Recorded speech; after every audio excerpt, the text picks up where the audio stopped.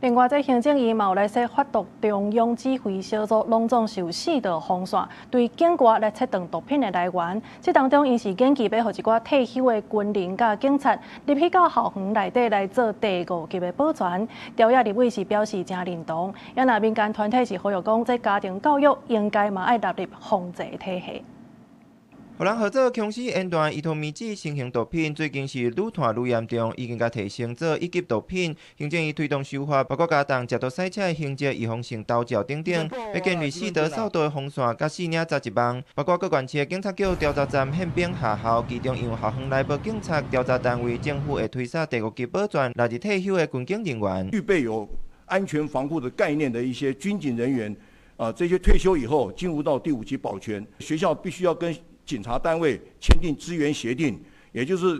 有情資的整合進來以後，那警察可以進入到學校裡面來做查緝的工作。要說第5級保全，朝野立委正面看待，不過也煩惱，若是校園為教育現場變得一懷中血，處理袂好勢，恐驚會造成師生的驚嚇。行政院願意編列預算讓校園可以多一些校安人員，然後由退休軍警來擔任，這個我支持。但這個編制必須要歸學校系統來管，而不是說成為軍警系統的在校園的派駐單位，那這個當然會引起校園恐慌。過去確實警方入校園是有相關的禁忌，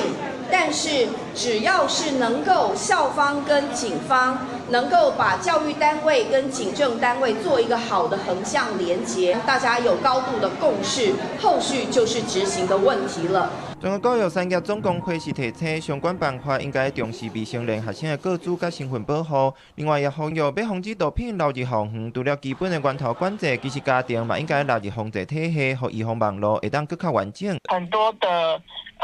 弱勢家庭、單親或者是高關懷、可能高風險的家庭，可能這些家庭出生的小孩子，他特別需要關注。建議行政院應該有第6級保全啊，就是家庭教育法這一塊，還要再去更深入的